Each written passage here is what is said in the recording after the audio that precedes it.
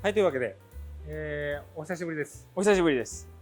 前回の動画見ていただきましたでしょうか。こちらを制作いたしましたと。はい、こちらですね。前回、こちらのブラザーさんの M200、スピリオですね、使って加工した巨大ナットということで、こちらはケロさんから課題としてですね、私加工してみてくださいということでいただいたものになります。前回は、とりあえず加工していってテストを積み重ねていったところで、今回これ見た感じ、ロゴが結構綺麗に。そうですね。前回お見せしたものからさらにですね、いろいろパスであったり工具をちょっと選定し直しまして、各社さんのですねロゴが綺麗にはっきり見えるように修正をして綺麗に削り上げました。地元の会場でこちら飾っておりますので、またぜひですねご来場いただいて手に取って見ていただければと思います。はい。そして前回の動画もまだ見てない人はぜひ見てください。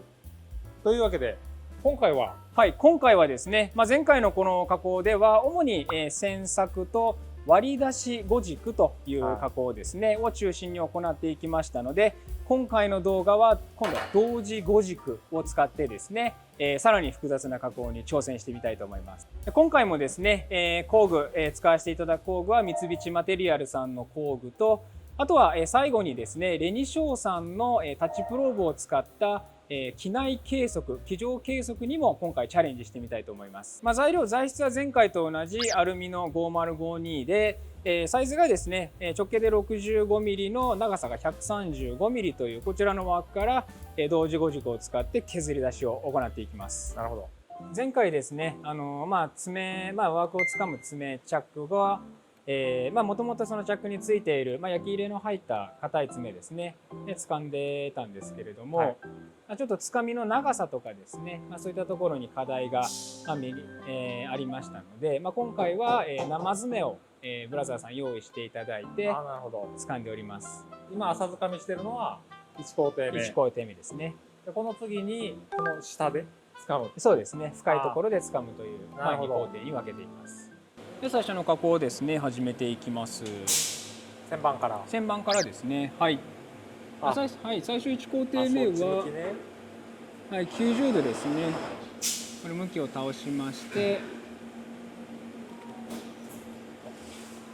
結構浅掴みで突き出し多いからこのタンメンもそこそこ負荷がかかるのかなと思ったんですが、平穏な。そうですね、ちょっと製作の条件をそこまで厳しくないものにしてるのもありますが、生爪にしたことでやはりしっかりこの保持力っていうのが上がってやっぱ安定した加工ができてるかなと。なるほど。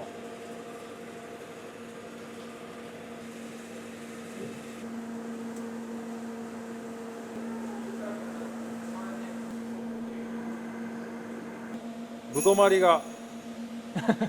すごいことになってますね。すごいですね。1工程目この段差で掴んでいたけど、2工程目はここの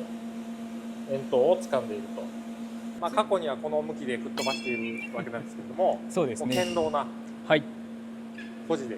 しっかりですね生爪でがっちり掴んでおりますので大丈夫かと思います。上と下を入れ替えた、付け替えたので再びですね、レニショーさんのプローブ、レニショーさんのマクロを使って、最初に原点出しですね、芯出しを行っていきます。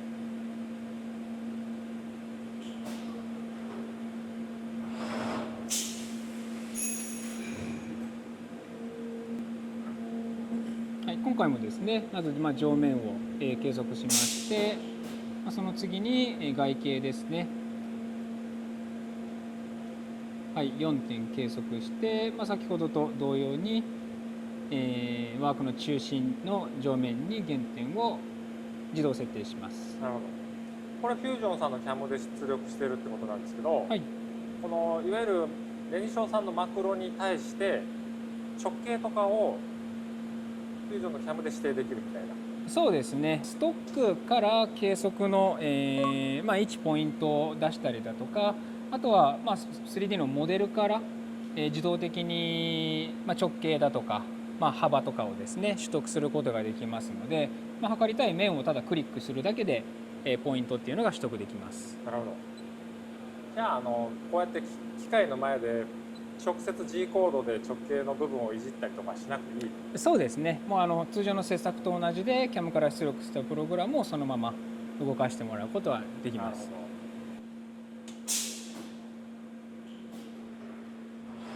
はい。で最初の粗加工は、最初の粗加工は、真上からの 3D の3次元の粗加工ですね。で、形状を出していきます。これですね、まだ1時間ぐらいここからかかりますので、ちょうど今お昼になりましたので、じゃあ皆さんでお昼ご飯に行きましょうか。はい。じゃあもう機械に任せて。はい、機械に任せてですね、あとはもう任せて。ああ、いい感じですね。はい、ではちょっとお昼休憩させていただきたいと思います。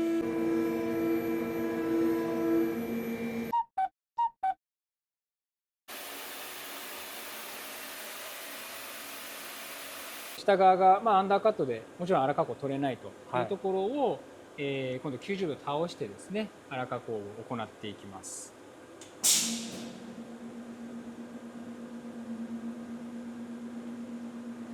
お、なるほど。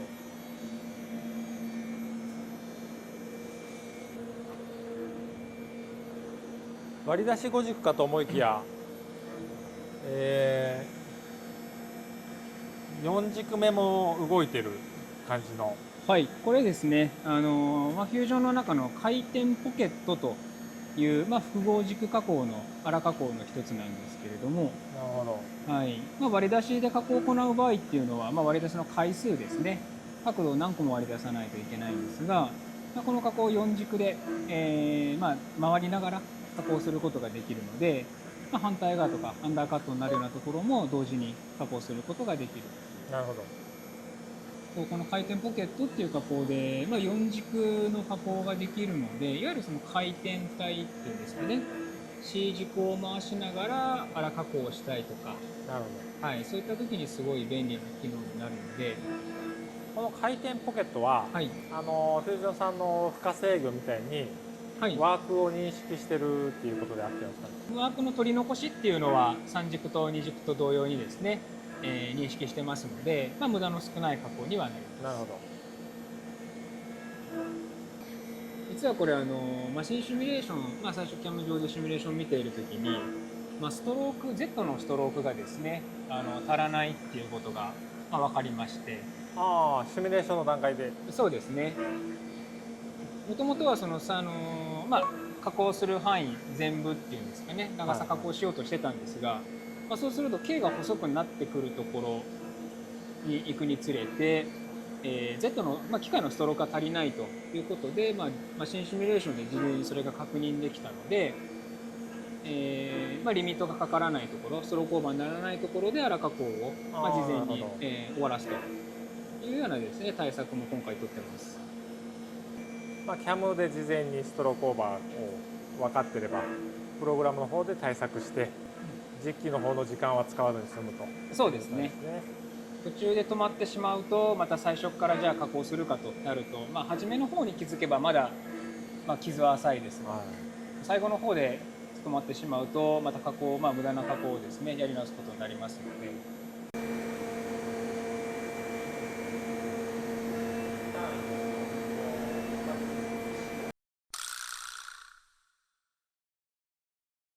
いよいよ同時5軸の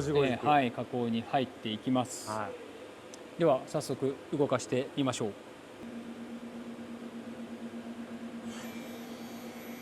はい、で工具は同じですね。先ほどの中粗と同じ、6ミリのボールエンドミルを使っていくんですが、今回外側外周のですね、中仕上げの加工ということで、怖え。はい、加工していきます。はい、今ですね、これC 軸と A 軸が同時に動きながらということで、同時5軸加工でして、いいじゃないですか。プランジャーの間にまで形状が入り込んでますと。入り込んでますね。はい。なのでこれシミュレーション見ていないと、ちょうど今これですね、起き上がってきた時に、はい、このプランジャーの中にまで形状が入っていますので、これ事前にシミュレーションで確認していないと干渉しているのかしていないかというのがわからないので、そこを怠るともしかすると接触してしまうというですね。生きた心地がしない時間を常に停止ボタンとともに過ごさないといけないかもしれない。はい、ただマシンシミュレーションと合わせて見ていただくことで、こういったところも事前に確認できますので、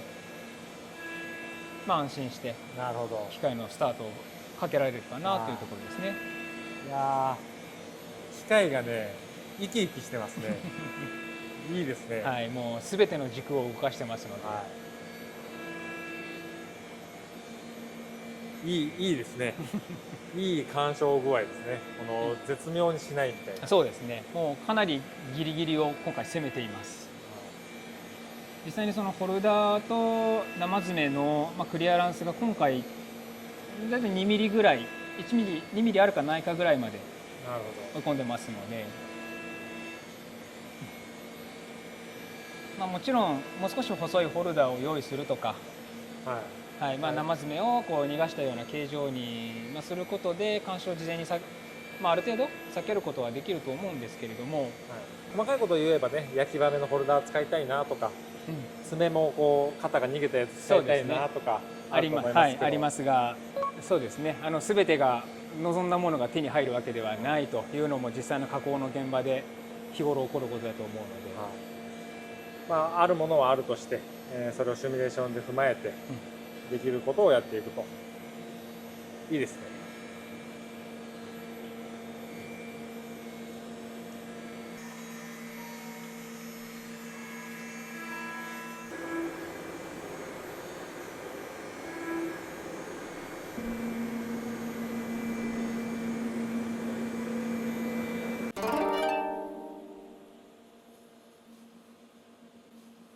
まだ加工中なんですけど、そうですね、はい、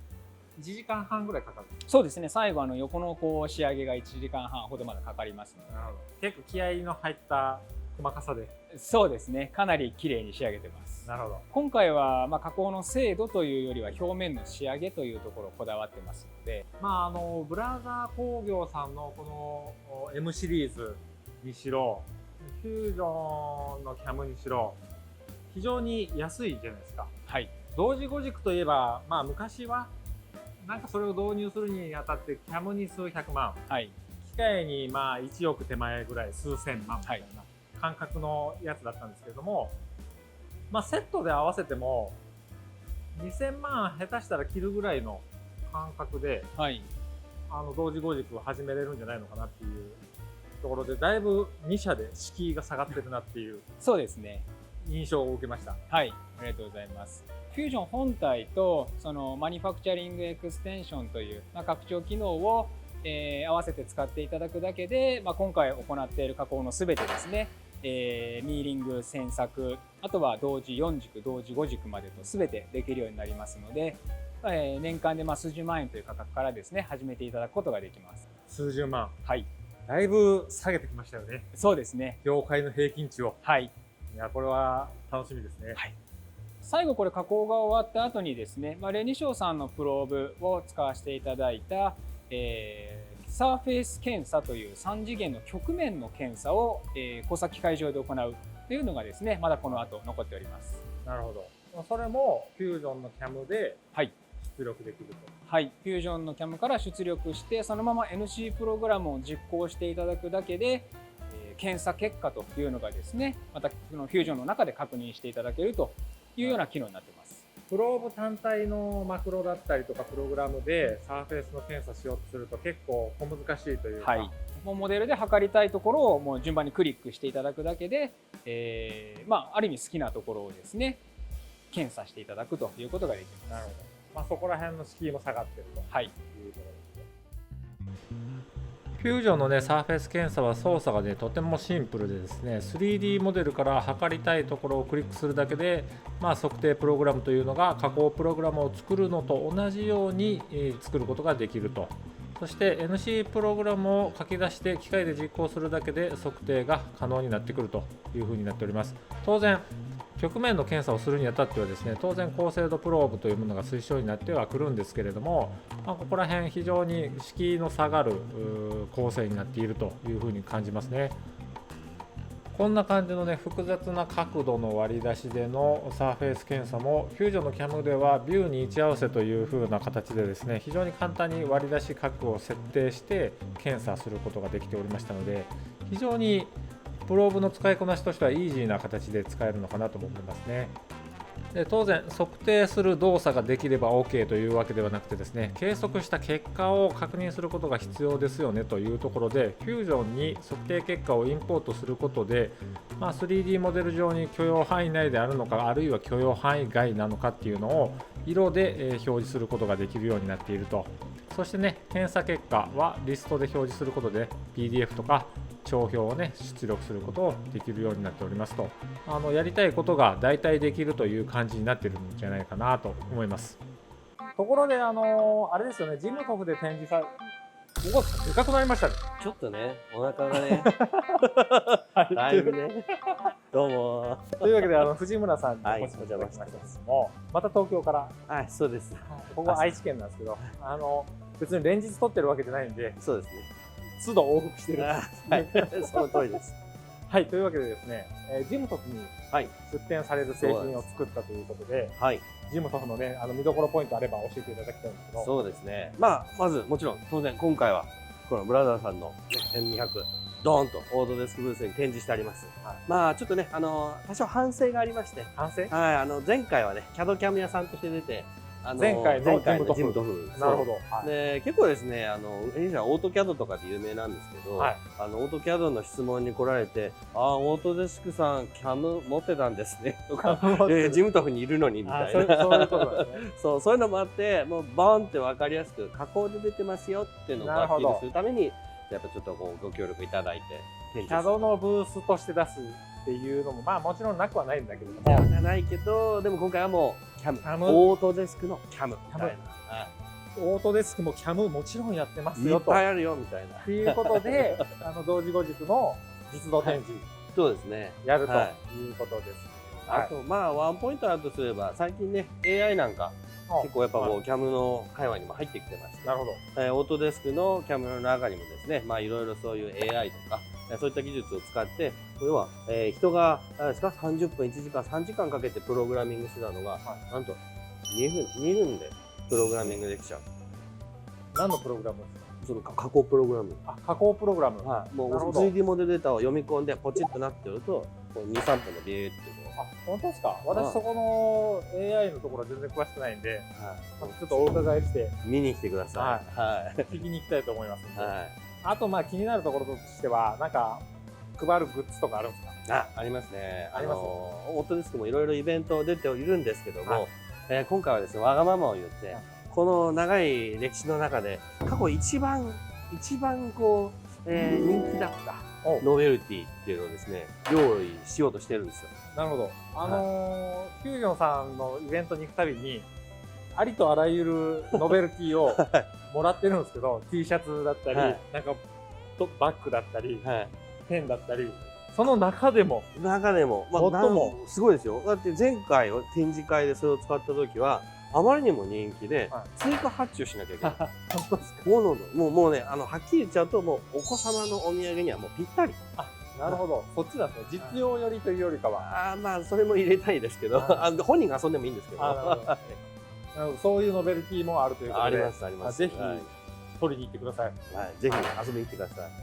すぐもらえます。もちろんフュージョンのユーザーの皆様ですね、ぜひオートデスクブースお越しいただいて、普段こんなことをうちはしてるんだよとかですね、お話しさせていただければと思いますし、当然わからない部分、技術のスタッフもいますので、ブースにはわからない、ここのもうまくいかないなみたいな、そういったね質問がある方もぜひブースに来ていただきたいですし、それからこれからもちろんねキャンもやろうかな、これから後日やろうかな、ちょっと気になるなって方はですね、ぜひ一度ブースに来ていただきたいと思います。で、ジムトフだけではなくてですね、ジムトフの後ですね、例えばハンズオン操作体験ですよね、操作体験のイベントなんかも企画したりしてますし、そういう詳細もジムトフの日にはもうきちっと決まっていると思いますので、ぜひ足を運んでいただいてですね、ブースでお話聞いていただければと思います。なるほど、ありがとうございます。というわけで今回の動画は以上になります。面白かった、参考になったという方いらっしゃいましたら、グッドボタン、